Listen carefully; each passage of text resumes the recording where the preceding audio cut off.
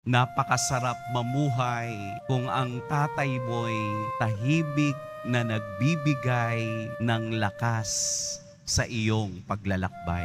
Kung papaanong pinangalagaan ni San Jose ang kaniyang mag-ina na siyang pundasyon ng ating simbahan, sigurado sa kaduluhan ng ating buhay, hindi rin tayo pababayaan.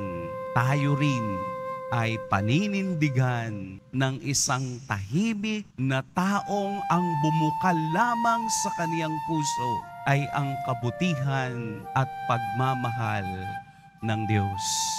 Sana sundan natin si San Jose. Tahimik pero mapagmahal. Nanindigan, hindi nang iwan, nagtawid sa gitna ng kapahamakan.